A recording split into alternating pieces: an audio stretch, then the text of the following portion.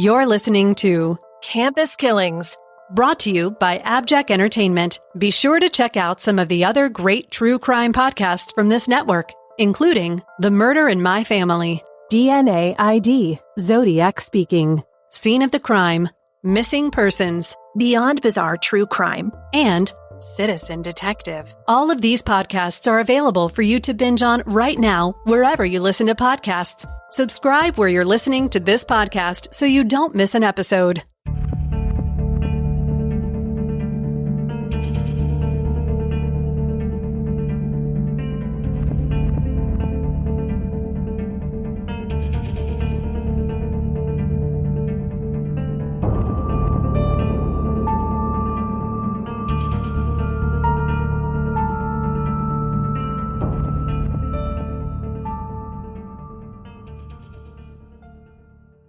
Today's episode brings us to a university in Indiana, where a young woman is stabbed to death by an unlikely suspect.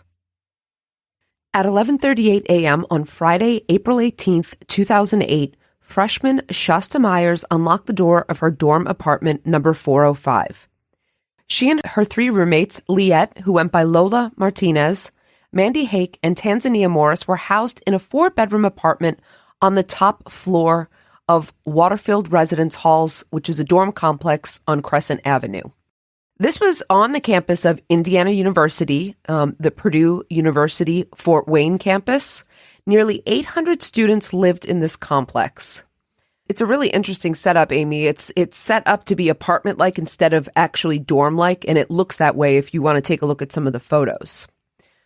Shasta was juggling her backpack and a bag and was on the phone with her boyfriend chatting away. So she was a little distracted as she entered the apartment, which was silent and seemingly empty.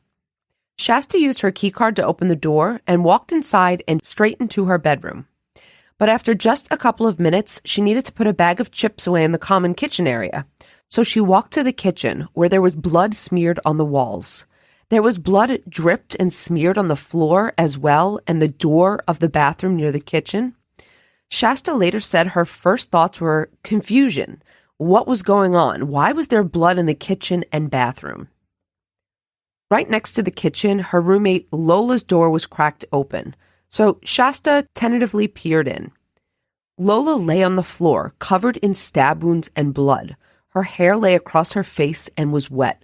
She did not respond when Shasta screamed her name and shook her leg. Shasta ran screaming across the hall, yelling, quote, "There's blood everywhere. My roommate's dead." I also want to point out I saw this on surveillance as well. Someone in the apartment across the hall immediately called 911 upon hearing Shasta's screams. Police and paramedics rushed to the dorm, with first responders arriving at 11:51 a.m. Squad cars, fire trucks, and ambulances piled up outside the building, students peering out dorm room windows in curiosity. Some later said that it was very scary.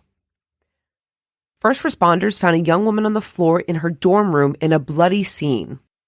Unfortunately, Lola Martinez was pronounced dead by paramedics who were unable to save her. The Allen County coroner and prosecutor were also called to the dorm building. The school didn't address the situation right away. This is kind of odd.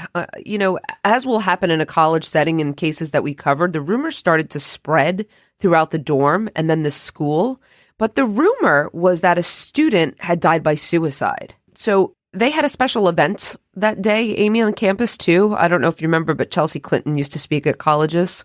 So Chelsea Clinton was scheduled to speak that day on campus at 12:15. And that was about a half an hour after Lola was found deceased.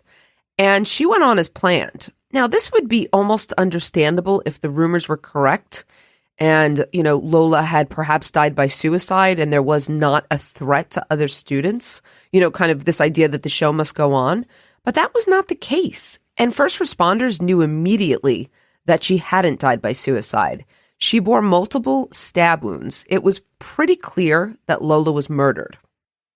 Not until 1:02 that afternoon did a campus-wide notification text go out through the campus alert system that there had been a death on campus. The text notified the students of the murder of a student and was followed by this message. Quote, "We have no suspects at this time, and we urge you to exercise due caution." An email to the same effect was sent at 1:09 p.m. Another at 3 p.m. announced that classes were canceled for the remainder of the day. Just as a side note, there had been no violent crime on the campus of Indiana University, Purdue, in the school's 40-year history. But now a student was found dead at the hands of a murderer. So, who was Lola? As I said, born Lola Martinez on September 22nd, 1985, she changed her name to Lola reportedly because she was sick of people mispronouncing it. She was the only child of Geraldine and Gabriel Martinez. The family lived in Las Cruces, New Mexico, and was very close. Liette, who again simplified her name to Lola, so I'll go with Lola, when she went to college, graduated from Mayfield High in 2005. She enrolled at New Mexico State and had studied there for 2 years, but for her junior year, she was enrolled at Indiana University, Purdue, which we will just refer to probably as IPFW because it's a lot easier. Lola was able to do this under an exchange program with her school at the time. See, Lola was a graphic designer at New Mexico State University and was continuing on the same path at IPFW. Her parents said that she loved art, so this was the perfect major for her. It allowed her to use her creativity and artistic skills. She also loved to travel and had recently been to Europe and Japan. Lola lived with her 3 randomly assigned roommates in the Waterfield camping housing complex at IPFW. There's some indication from Lola's MySpace page, which is long gone, but was referenced by some web sleuth users back in 2008, that she missed her family and friends and her dog, and that she wanted to return home to New Mexico. So let's talk about how Lola's family was notified about her murder. Geraldine was at home in Las Cruces on April 18th when some state troopers and a chaplain came to her door around 2 p.m. She knew this was a bad sign, but she guessed that she figured that something had happened to her husband at work. Her daughter's safety didn't even occur to her. I just remember them telling me that they found Liette deceased in her room, and after that, that's all I remember, Geraldine said. So did they tell her at this point that her daughter had been murdered, or did they just say something was wrong? That's a great question. No, her daughter had not harmed herself. She hadn't been hit by a car or fallen down. They told her that Lola had been murdered and that she had been stabbed to death in her own dorm room. Geraldine called her husband and told him to come home. She did not want to tell him over the phone that Lola was dead, but he insisted that she tell him what this was all about. When she did, he was both shocked and devastated, as you can imagine. Neither Geraldine nor Gabriel knew of anyone who would want to harm their sunny, pious, sweet daughter, but someone had. So, Megan, what were her injuries like? Is there any indication that this was a crime of passion, or what can we glean from her injuries? Great question, Amy. Lola had been stabbed numerous times in the neck, shoulders, and the chest. A bloody 8-inch kitchen knife, its handle broken and bent 90 degrees, was found right near her body. Its blade size aligned with the wounds that were found on her. Lola's hair, which lay draped partially across her face, was wet, as I mentioned. She also had burns on her hands, and an empty, heavy pan was on the floor in the kitchen. There was water on the floor that police guessed may have been the cause of the burns and Lola's wet hair. It was a very strange scene. Were there any signs of sexual assault? There were not initial signs of sexual assault, no. I know I'm describing them in detail, but no, this did not appear to be a sexually motivated crime. Detective Kenneth Clement of the Fort Wayne Police and Deputy Coroner noted that a T-shirt had been found around Lola's neck, covering several stab wounds to her neck and shoulder. Other than that, her killer didn't try to hide anything. Blood was all over the door and the walls, as we said, smears and handprints in blood, which can become very useful later. Blood was found in the bathroom, spattered on the walls, on shoes, on Lola's floor, on the bed. It looked like a battle had taken place. Observing the scene, though, DA did say that it looked like a personal crime. As we previously said, all afternoon and evening classes were canceled Friday. Students at the school, particularly those in Building H, were unnerved by the killing. Some of them packed up and went home to await the all clear when the murderer was caught. Because it happened in the dorm and on the top floor, everyone realized that the killer was probably someone who had access to the building, possibly a student. Megan, what about her roommates? I'm assuming they're going to all become people of interest since they were the closest to her, right? Yeah, absolutely. Especially because remember, her roommate Shasta had found her. So the lead detective sat down at the police station with Shasta Myers to interview her about her roommate, Lola Martinez. Of course, investigators were thinking that they would learn from Shasta who exactly Lola hung around with, whether she had a boyfriend, which is, becomes a pivotal question, whether she had enemies, and so on. It turns out Lola did have a boyfriend, and detectives wrote down his name and contact info with gusto, but Shasta had something else to tell them.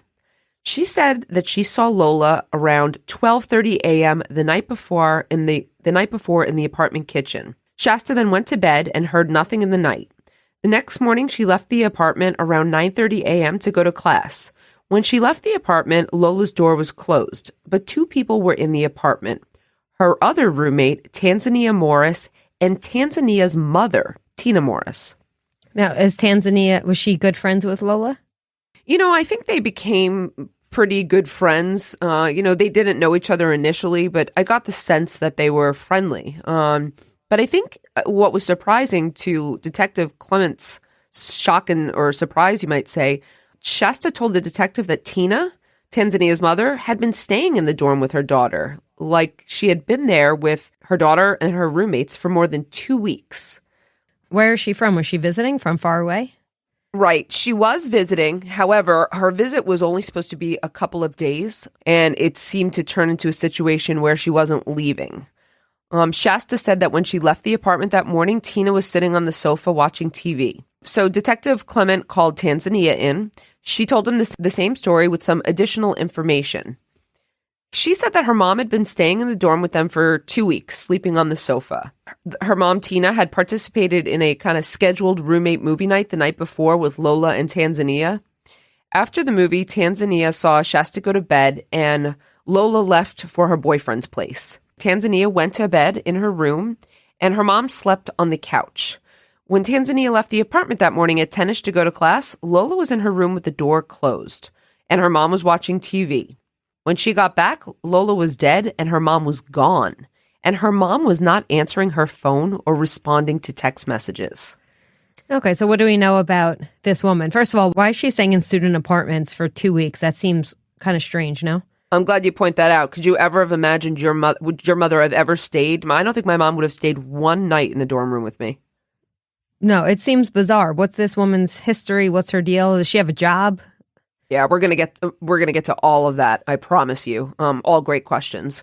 And at this point, no one knew what happened to Lola Martinez. Shasta and Tanzania didn't come across as very culpable. Shasta was very upset. She was a freshman and she had randomly been assigned to the room in the apartment with these girls who were a little bit older. Detective Clement wondered if this was a possible or potential date rape situation or a random killer loose in the dorms. All options were on the table. But he also began to become concerned because, Lola was dead, but Tina is missing. So had she been abducted?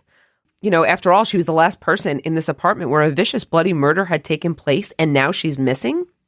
But there's more information, too. Lola's 2006 Mazda M61 with New Mexico plates was also missing. So police quickly issued an all-points bulletin for the vehicle. They also started looking for, remember, there was a fourth roommate, Mandy Hake. But they quickly learned from the girls that Mandy had a boyfriend back in Michigan, and she often would go to visit him. So she was there visiting that weekend. Police contacted Mandy and checked flight records and confirmed that Mandy had indeed been out of town since Thursday and remained out of town states away where the murder occurred. So she was not involved in any way. What about Lola's boyfriend? I'm assuming he checks out at some point? That's a perfect question. So that leaves Lola's boyfriend. Lola wasn't known for being very social. She didn't have a ton of friends at the school as she was doing an exchange program, but she did recently start seeing a boyfriend who she met at her waitressing job. And his name was Brandon, and he was a student at the university as well. The two of them had hit it off and started dating. Lola had started spending some time at Brandon's apartment, where they had more privacy than, they did at her apartment, especially with Tina staying on the couch. So Brandon goes to the top of list, for questioning. Meanwhile, Brandon's just learned the story sweeping across the campus of a student being killed and it involving his new girlfriend. I'm assuming they weren't together very long at this point. No, they were not. It was a newer relationship. But he was very upset, and he was eager to speak to investigators when they contacted him. He recognized that as one of the last people to see Lola, he was a potential suspect. He was fully cooperative with the police and was quick to let them know that he absolutely did not kill Lola, that he really liked her, and he was also devastated to learn that she had been killed. Brandon told the investigators some other information, though, that might help. Obviously, he's not out as a suspect yet, but he told the investigators that when Lola came over to his place the night before, she was very frustrated and expressed some dissatisfaction with the situation with her roommates. So she had had some type of spat with Tanzania over the movie. While they were watching the film, I guess Tanzania kept asking incessant questions, talking over all the action, and Lola was just getting frustrated. Yeah, I know nobody who does that during a movie. I know nobody who would do that.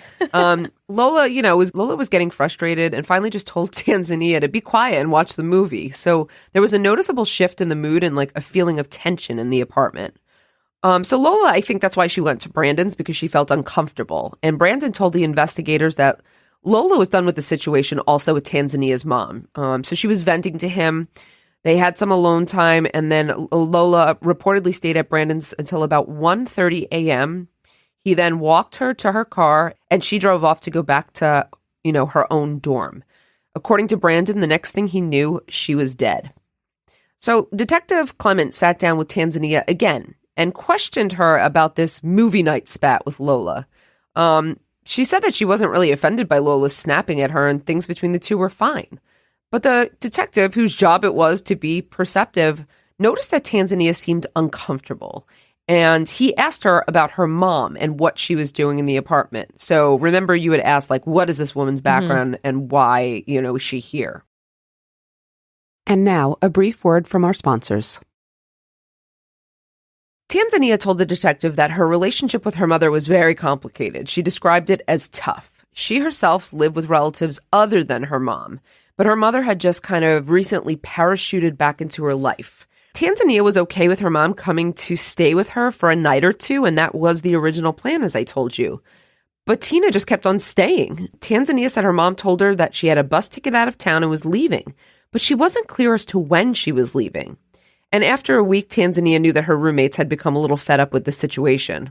Lola's mom, Geraldine, later said that Lola told her that Tina was staying in the apartment but had not, related any problems. But Shasta confirmed to Detective Clement that Tina was a problem. She was always in the apartment. She and Lola had met up for pizzas to discuss the situation and agreed that they were going to tell Tanzania it was time for her mom to go. They sat down with her and said, what's the plan? It's unclear whether Tina knew the two were trying to oust her.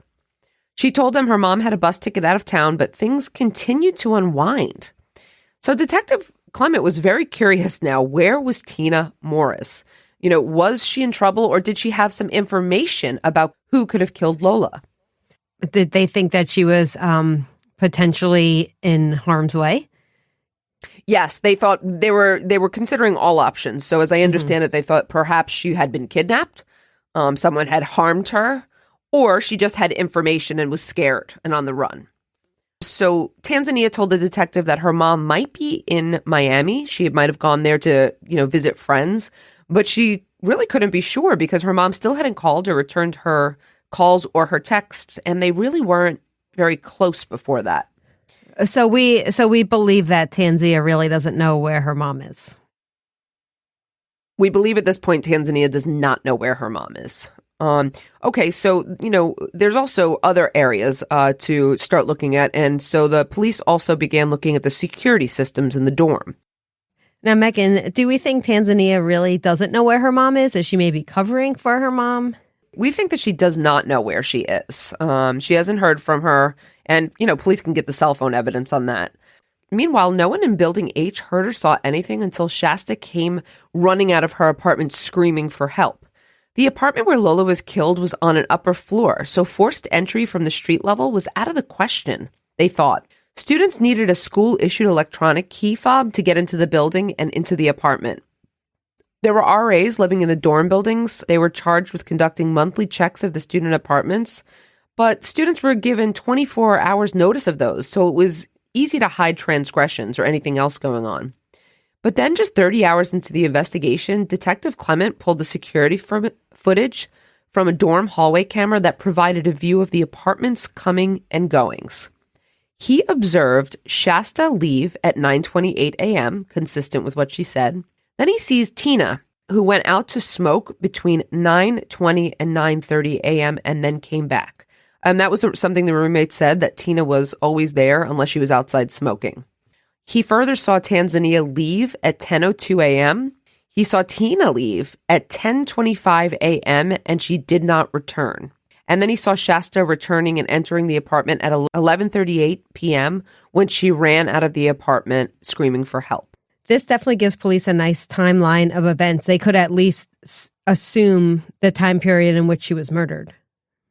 I think absolutely. And, further, Mandy wasn't seen on this footage, Brandon wasn't seen, and Lola wasn't seen. So, it's confirming the story, but also showing they're not seeing anyone else, strangers, going in and out.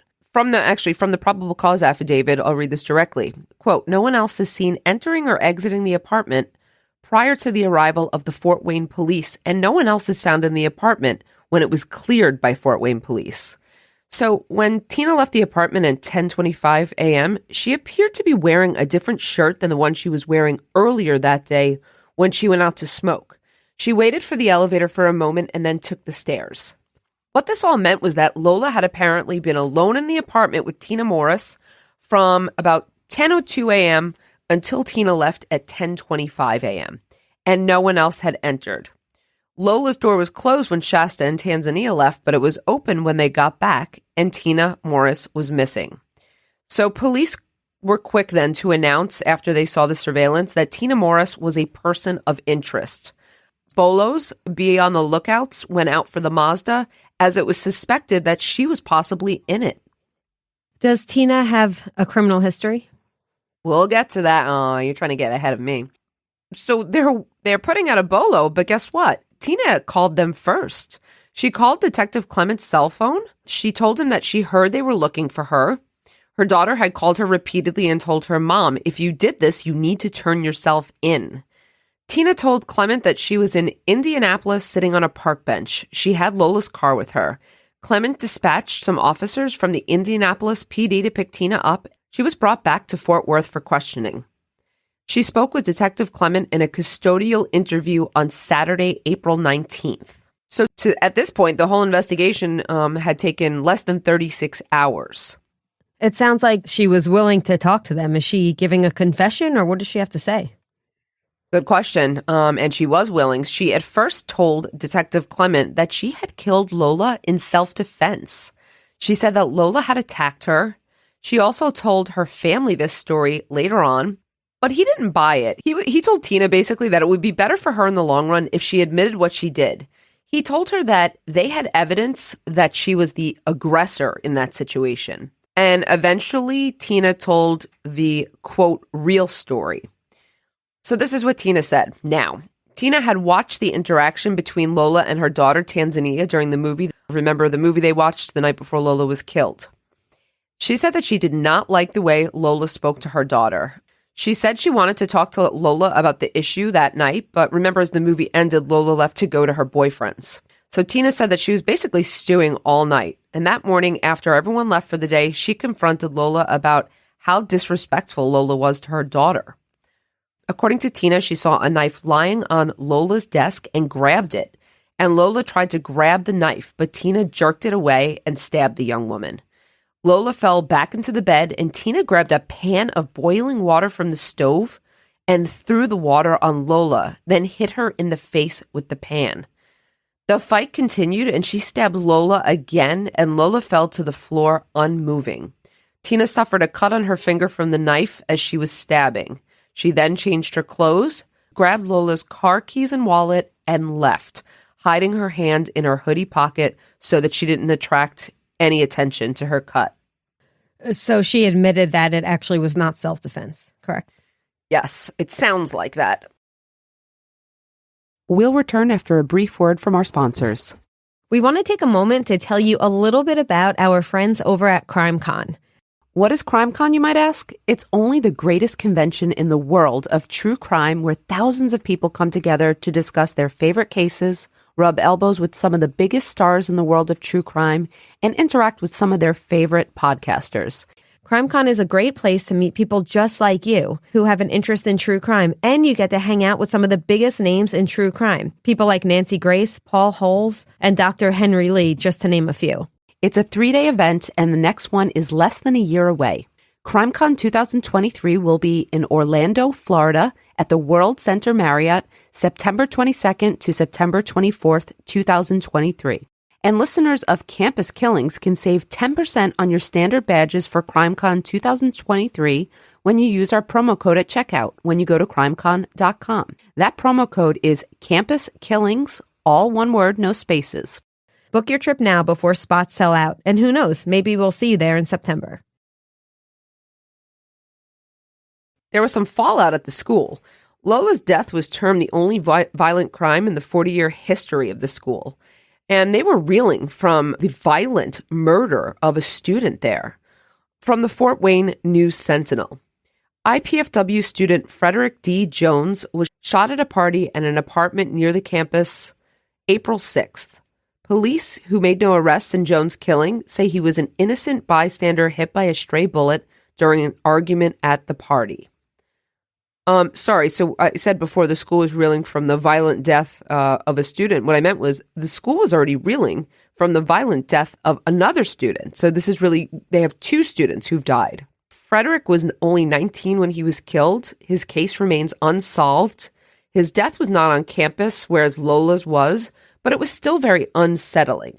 In light of the fact that the school had been clueless that Tina was living in the dorms, mooching off her daughter and her roommates for 2 weeks, IPFW officials began a review of the school's safety policies. This from the Campus Safety magazine. Currently, school officials are reviewing the guest policy for the 9-building complex. As it stands, guests of the opposite sex are not allowed to stay overnight, and same-sex guests are only allowed to stay for 72 hours. Tina and Tanzania had clearly ignored this policy altogether, and they weren't the only ones, apparently. At the time of the murder, there were only 21 resident advisors for 9 buildings housing nearly 800 students. It's not a surprise no one in a position of authority had noticed Tina in the building. After the murder, students told the media that the rule prohibiting guests for more than 3 days wasn't enforced and was often ignored. Quote, when I lived there, we'd have random guys walking around, probably in their 50s or so, and it took weeks to kick them out. IPFW freshman Tracy Duncan told News Sentinel. Because it's apartment-style living and not really a dorm, it's easier to get away with breaking the rules, another said. I found it slightly disturbing to hear that there were men in their 50s walking around these dorms on a college campus. It doesn't seem like an appropriate place. And get this. There was no dorm monitor at the front entrance to Lola's building. Students needed key cards to get in, but we've seen people circumvent this time and time again by just slipping in after, someone who has a key or getting someone to hold the door from them. This from the News Sentinel. Discussing access to the buildings, Director of Student Housing Sarah Garcia said students are issued only one key fob, the electronic device that gets them into their designated buildings and rooms. The key fob cannot be copied, Garcia said. That means that Morris was either using her daughter's key fob or was being let in by others, which students at the scene of Friday's stabbing said is a common occurrence. The Chronicle of Higher Education reported that in the wake of the slaying, quote, administrators plan to discuss adding more resident advisors and residence hall monitors who would sit at the entrance of each building. But as the News Sentinel pointed out, suspected killer Tina Morris' presence violated policies and security measures put into place to protect the 750 students living in the apartment-style dorms at IPFW. But even Chancellor Mike Wartell said, quote, if we had a standard dorm with a person sitting at a desk, they're not going to stop a mother. IPFW was criticized when it emerged that of the 303 security cameras placed throughout the campus, both interior and exterior, 8 were not working on the day of the murder. Megan, don't you see this? Somehow this is a theme in cases we discuss. There seems to be always cameras that are not working. I mean, in so many cases we discuss, policies not enforced. We also see the same thing with the key fob, which is not uncommon on college campuses. The administrators were quick to point out that it was Detective Clement's review of the working security footage outside Lola's apartment that allowed him to actually solve the case. So while they're being criticized for not having the cameras, it was that surveillance that led to a break. And by August, changes had been implemented on the campus. This is from the News Sentinel, which covered the updated policies in depth. Quote, while visitors must still pass through 3 locked doors before reaching a student's bedroom, with 301 cameras recording their movements at all times, students will now have to keep better records of their guests. The rule on same-sex guests still applies. They can stay no more than 72 hours. But students will need to check in guests with resident assistants and get their roommates' permission. We're emphasizing with students that in many ways they have to do their part in making sure we have a safe environment, a spokesman said. Students also will be required to enter and exit through the main doors of the Waterfield complex. Side doors that students formerly could open to leave the building are now for emergency use only.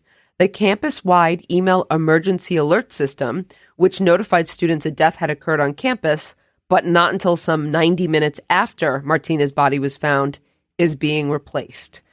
Okay, so just to break down that quote, just to break that down a little bit, because it was a little bit long. So what's new? What are the takeaways here? Well, what's new is they're going to do stricter monitoring of guests. So, and also those guests have to be checked in with a roommate's permission. And they were going to have more campus police patrols of the student housing area. They were going to have alarms on exterior doors of buildings, except the main doors. They were going to offer resident assistant crisis training, or I should say require it. They were going to have a new campus-wide email alert system and plans to stage a mock incident for campus-wide crisis training. Okay, so that's what's new. Well, what's not? What's the same? 301 cameras recording at all times. The electric key system to enter buildings and apartments. The double cut key needed to enter individual bedrooms within those apartment-style dorms.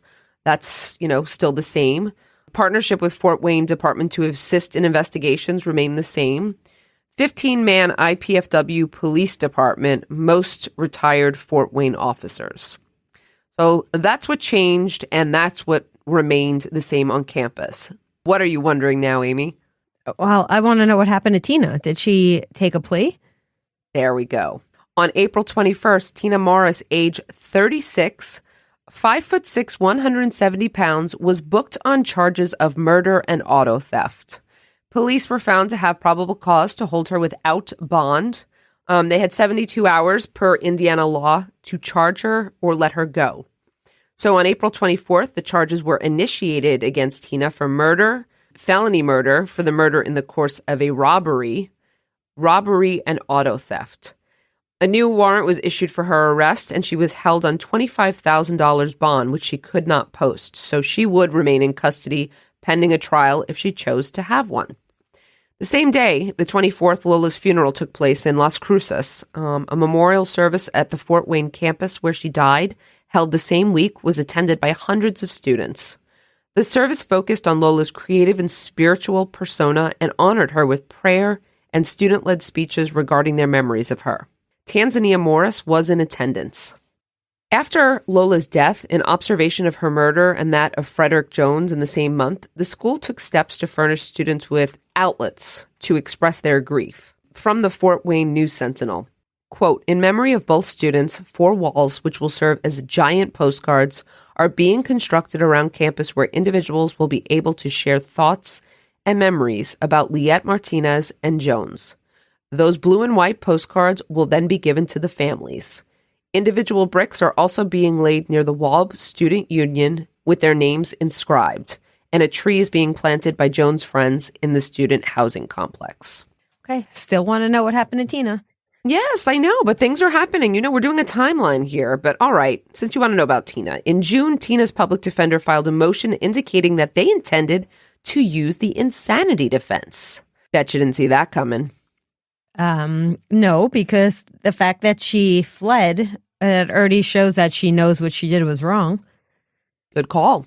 The court ordered psychiatric examinations of the defendant to establish whether she was fit to stand trial, scheduled for September. After several meetings with Tina, the psychiatric doctor issued a finding that Tina was not incompetent, meaning that the insanity defense would almost certainly fail, Tina's attorney advised her. This was because her actions after the murder were calculated and deliberate, Amy, as you pointed out about the car. Remember, she changed her clothes. She stole Lola's car and credit cards, by the way, too, and used them. She was seen on that surveillance camera hiding her hand. She dashed down the stairs instead of waiting for the elevator. So Tina's father, Henry Brewer, advised her against taking a plea agreement. That was because he was under the impression, because Tina had told him this, that she acted in self-defense.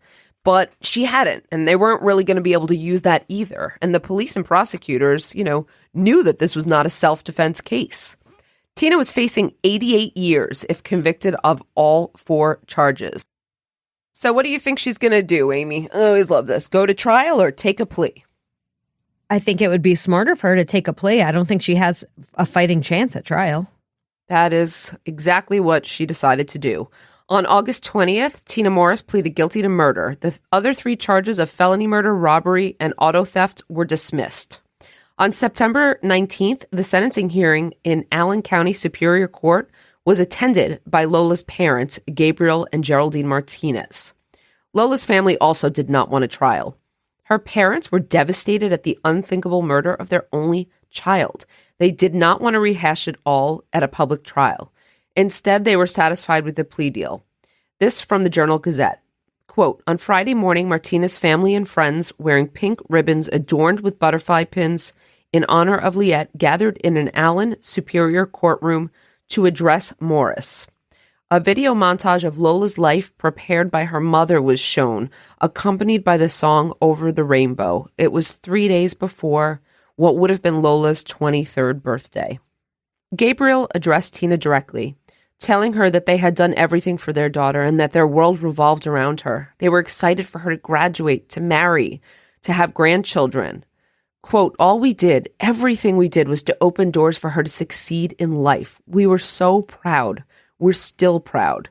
He went on, we will try hard and we will pray hard, but forgiveness right now is not in my heart, maybe in the future. Sadly, he covered his face as he wept, walking back to his seat. Frank Estrada, Liette Martinez's grandfather, said, quote, there are no words that have been invented to address the loss of a loved one.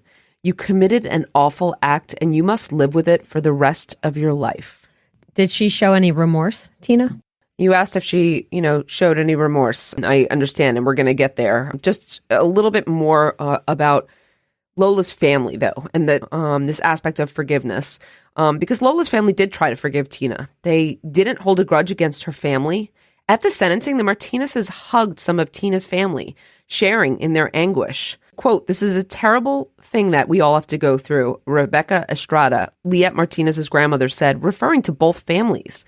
And Geraldine had privately met with Tanzania to let her know that she did not hold her responsible for Lola's death. But Geraldine said she was still working on forgiving Tina. In her turn to address Tina before the sentencing, she said, we miss her voice. We miss her hugs. Tina, we do not hate you, but we ask you why. We cannot forgive you for the pain you have caused our family and your daughter, Tanzania. We miss her voice. We miss her hugs. Tina, we do not hate you, but we ask you why. We cannot forgive you for the pain you have caused our family and your daughter, Tanzania. Now, it's understandable that Geraldine was unable to forgive. She and her husband, Lola's father, had to drive to IPFW, by the way, and clean out Lola's room and collect their deceased daughter's things. Not something any parent should have to do. The News Sentinel reported from the courtroom. You asked about Tina, right, Amy? So this was what they said. Tina Morris, who wept and avoided eye contact with the Martinez family throughout the sentencing, had no answer and only a brief apology. Morris's family also apologized, insisting she was not violent and asking Judge Fran Gull for mercy. She has 3 kids and they're trying to make it, Angela Gordon, Morris's cousin, told Gull. Show all the mercy in your heart. But prosecutor Steve Godfrey pointed out Tina's violent criminal history, which we will get into. He termed the murder senseless. He told the court that word is often thrown around too much, But here it really applies. When it was time to pronounce sentence, Judge Fran Gull said to Tina, quote, "How horrible that after you did all of that, you threw scalding water on this young lady. That just defies humanity. Your conduct has destroyed two families, the family of the victim and your own. From all accounts, Lola Martinez was bright, energetic, and full of potential. You took all that away." Gull then sentenced Tina to 60 years in prison, the maximum the plea allowed for. Tina had a criminal record, and there was no way she was going to avoid this harsh sentence for the senseless and brutal stabbing, beating, and burning of a demure, religious, and hardworking college student. Tina wiped away tears as her fate was sealed, but she gave only a brief, whispered, tearful apology in court and failed to express real remorse. When someone takes a plea, why is there a sentence? Isn't there usually like part of the plea deal is the sentence? How come she was sentenced after? Do you see what I'm saying? We don't know that the 60 years wasn't part of the plea deal. It might have been. Do you know, Okay. like they could have agreed on that already, or they could have agreed on sometimes they can also agree to leave it to a judge's discretion in a certain range. But Gotcha. you know, with her criminal history, and it's possible there's sentencing guidelines too. You know, there was not always much room for the plea deal. And now, a brief word from our sponsors. So let's talk just a little bit about Tina's record, because we suspect that if Tanzania had been honest with her roommates about her mother's criminal history, they would not have been comfortable with her staying in the apartment. This all comes from the Fort Wayne News Sentinel. Quote, "The woman accused of killing IPFW student Lola Martinez in her dorm had run-ins with local police and was convicted of a felony in Tennessee. She had also been convicted of setting fires in an apartment complex. Allegations in Fort Wayne Police Department also report her accused of molesting a relative, stealing from a relative, and refusing to give her ex-husband access to his children. But she was never charged with crimes in those instances."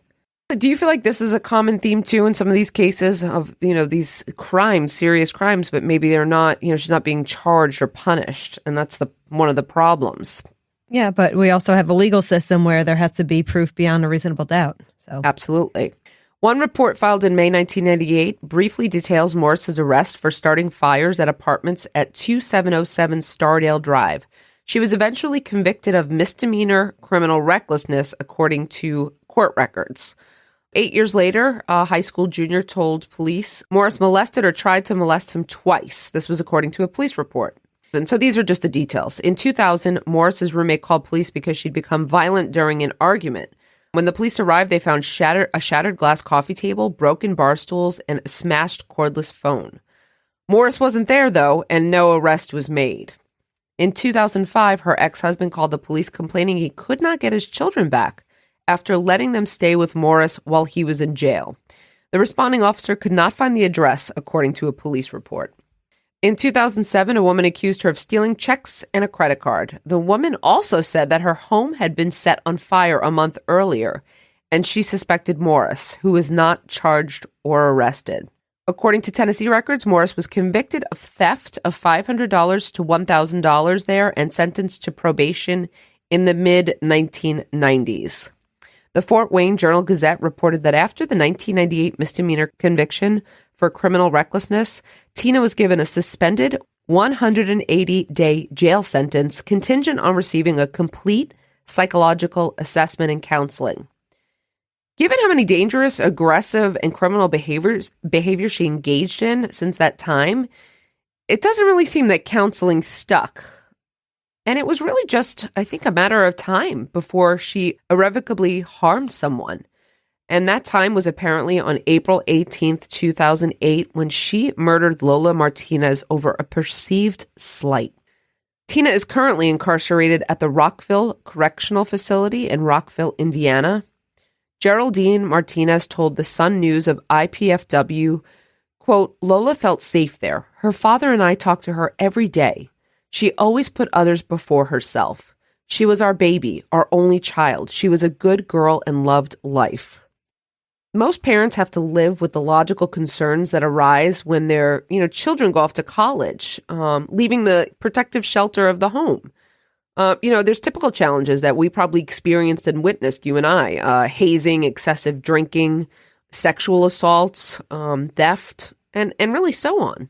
But I don't think anyone could have expected that Lola Martinez, a rule follower and a risk-averse young woman, would be stabbed to death by the adult parent of a roommate. I guess, maybe the takeaway here is that all of this could have been avoided if the school had enforced its policies better. And, if Tanzania's roommates, none of the roommates, any blame to them, but if they had possibly filed complaints with an RA, if the RAs had been more present, in the end, there are lots of things we know the school could do, and we hope that they're doing them. But, of course, the blame really lies with Tina Morris, whose selfishness and pride led her to lash out against an innocent bystander. And the result, unfortunately, was a tragedy. We hope with the changing policies and the punishment of Tina Morris that the families have found some measure of justice and healing. Thank you, everyone, for listening today, and we hope you'll join us next time on Campus Killings. Campus Killings is hosted by Dr. Megan Sachs and Dr. Amy Schlossberg, with research and writing by Jessica Betancourt. It's produced by Mike Morford of AbJack Entertainment. Be sure to follow Campus Killings on social media. You can find Campus Killings on Twitter with the handle @CampusKillings, or on Facebook by searching for Campus Killings Podcast. Be sure to tune in every other Saturday for new episodes of Campus Killings.